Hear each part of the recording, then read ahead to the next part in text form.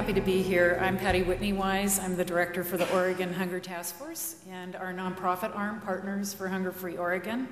And I want to tell you a little bit about the work we do in partnership with the Oregon Food Bank. So you know that the Oregon Food Bank helps on the ground, helping people receive food that they need. The Oregon Hunger Task Force was actually created by the legislature in 1989. We're a resource within government, but also a liaison to the nonprofit community. And we advocate for those who are hungry or at risk of being hungry. And on our task force, we have legislators from both the House and the Senate, both Republican and Democrat. We have government agencies, and we have nonprofit and the faith community members. And what we've done over the years is really develop a level of trust and collaboration that is unusual in most states. We've had a lot of people around the country come to learn how we did that. What I want to do is just go through a little bit of the why we're having this tremendous problem here in Oregon. Of course, it's a problem across the country as well. But Oregon tends, when we have recessions, to get very high hunger numbers very fast. So I'd like to take us back to the 1980s. And in 1981, we had a new president and a new Congress, Republican President Reagan, and a Democratic Congress, and together they cut 80% of all subsidized housing, 80%, and 35% of food stamps and other child nutrition programs. They also cut a number of other social safety net programs, and what we reaped several years later were homeless shelters, soup kitchens, and the emergency food system you see in place today. It didn't exist back then. There wasn't the need. By the late 70s, most hunger had been eliminated in our country. So then, on top of that, in 1996, with a Democratic president and a Republican Congress, my point being that it's both sides of the aisle, we had additional cuts in food stamps, additional cuts in the summer food program, and many families were pushed off of welfare, which is now the temporary assistance for needy families, into minimum wage jobs. Now, in the late 70s, our minimum wage was high enough to lift a family of 4 out of poverty. So if one person in the family was working full-time, they made enough wages to be above the poverty level, and really work could pay. It would provide for their basic needs. Since then, the minimum wage has stagnated, and a full-time worker, actually even in a family of 3 now, does not make enough to get them up to the poverty level. And remember that, because I'm going to talk a little bit about how adequate that poverty level is in a few minutes. But you can see here that we have a very high minimum wage, but even with our higher minimum wage, if you're a family of 3, you're making below poverty level, working full-time. So I often talk about hunger as the canary in the mine shaft. It's indicative of larger problems. The grocer's not at the door knocking saying, "Why aren't you coming and buying the groceries?" But your landlord is, and you'll get kicked out if you don't pay the rent, or your utilities will be turned off, like the family we heard about, because you can't afford to pay those things. So often the food budget is the one fungible item in a family's budget. If they have an emergency, they have to go to the emergency room, the food budget gets raided. If their car breaks down and they need it for work, their food budget gets raided. Just to make sure we're on the same page in terms of food security, so the way that it's measured is at the federal level by a survey that's done once a year, and they ask a series of questions. And a family is food insecure if they're not always sure of where they're going to get their food because of a lack of income during the month. And a household is food insecure with hunger, or really hungry, if one or more of their members went without food sometime during the last year because they did not have enough money to purchase it. In Oregon, we tend to have a higher food insecurity rate in near poor households too. So you saw the poverty level. These are households that are above the poverty level. They're households making between $16,000 and $30,000 a year. So they're usually what are called the working poor. They often make a little bit too much to get child care subsidies, or they might make too much to actually be on the food stamp, or what's now called the SNAP program. And their hunger rate is quite a bit higher than the rest of the country. In Oregon, around 20%, while it's around 13% with the rest of the country. And then furthermore, we worry about children and their development, and in fact, while this is a slide from the late 90s to the early 2000s, the numbers have not changed much over the decade. Many more children than those who are elderly are in a position of being hungry or food insecure. So major drivers of hunger, shift in jobs, and I would say unemployment at this point too. As you know, we tend to be a higher unemployment state than many other states. Housing costs are a big issue in our state. That one came home for me when we moved up here from California in the mid-90s. And we came up and my husband and I both took about a 20% cut in wages, and our housing costs were exactly the same as in California. I was blown away. For people who have lived here over that time, they didn't notice that the costs kept going up. But for those of us moving in, it was a dramatic and startling realization. So our wages compared to housing costs don't match. Utilities, healthcare, childcare, transportation, and food costs. Here, this is an industrial slide that helps us understand not only in our country or our state, but across the country some of the shift. So the red line is our service industry. Those are industries where you might make around $33,000 a year, maybe $24,000 a year. In between, durable manufacturing are where the higher wages have been traditionally, and that's the line going down. So those tend to make around $44,000 or more. So you can see that while even during the good times we had a lot of people employed, they were shifting into a different kind of job.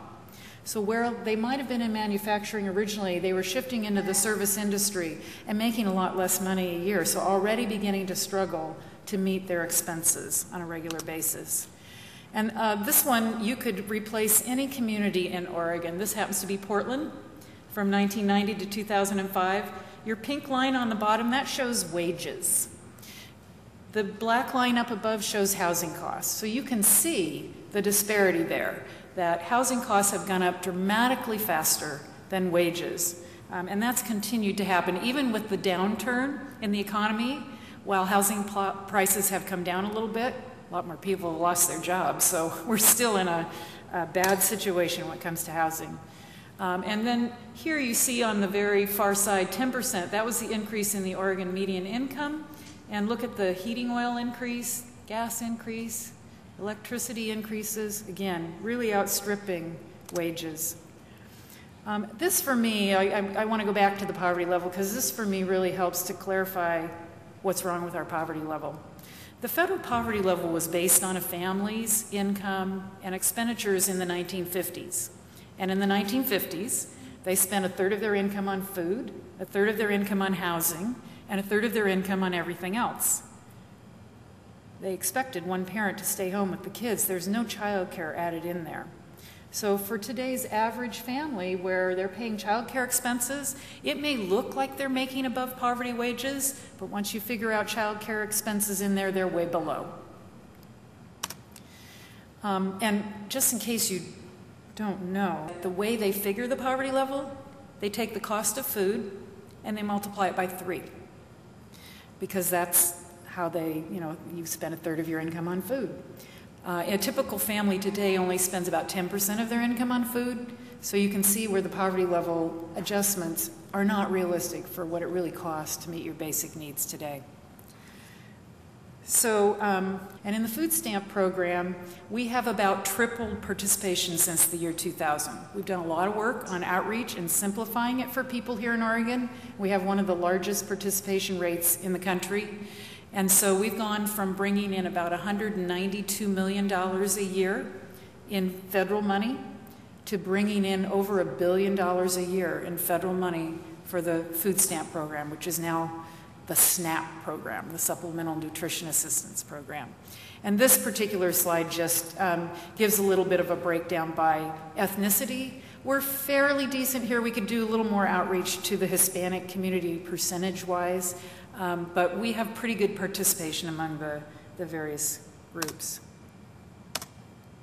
And in child nutrition, this is one program that Judy mentioned, the raising money last summer to help with the summer food program. So the summer program really helps for those kids who are getting school meals and then are out of school in the summer, often run by Parks and Recreation. Often the kids get them at summer schools. But last year, because of the budget cuts, a lot of the summer schools were closing down. And so we went to the Business Hunger Initiative and said, gosh, we're going to have, we could bring in these federal dollars, but there aren't going to be programs to serve the kids. Can you help out? And so we raised about $96,000 to give out as many grants to summer food programs around the state to help them open their doors, stay open longer. And we more than doubled that money in the federal dollars for meals that came into the state. So we're doing it again this summer. We're raising more money. And we're going to serve more kids, make sure that they're getting those meals during the summer, not to mention the fact that they have somewhere to go other than being latchkey kids at home during those summer months. Very important. So that should really say 72% instead of a 12% increase. We've had a 72% increase in summer food over the last few years. And there's another program, it's the after-school meal and snack program that's available in many schools if they have after-school programming. We've increased that by 700%. It was a very small program to begin with, but we're continuing to bring those federal dollars in. Annie talked a little bit about emergency food and the things that they've been able to do. They've really expanded to new communities, and that's been a really big help over the years. In terms of root cause work, we really have gone beyond just food to say, what do families need to provide for their own needs? So we've helped get a refundable child care tax credit, a refundable earned income tax credit, so people are getting back more of their earned money to be able to use that for their basic needs. We've done work around affordable housing, and again, helping to protect the higher minimum wage, which is work the food bank has done too, knowing how important that is for families to have a wage that they can live on. And these are just some other legislative accomplishments. That's Sharon Thornberry, who's with the Oregon Food Bank, giving a hug to Tina Kotek, who used to be with the Oregon Food Bank and now is a representative in the legislature from North Portland. We love working with Tina.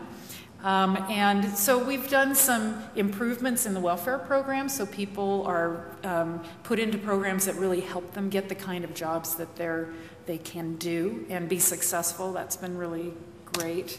And then just in this last 2009, you probably heard about the Healthy Kids Plan, where most kids now are eligible for health care. That's going to help those families have money for other things like food, because the health care will now be covered. So last, I wanted to share with you that we have a new 5-year plan.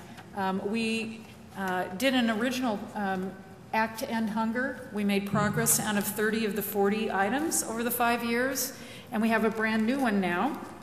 And there's copies in the back for you. Ending Hunger Before It Begins, Oregon's Call to Action. This has something that for everybody.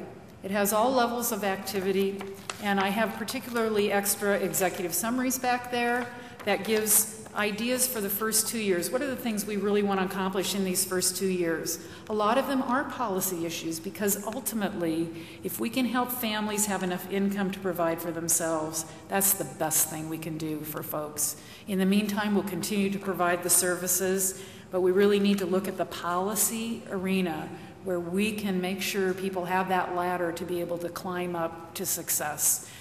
So I really encourage you to pick up one of these, take a look at it, find an issue you're interested in and learn more about it.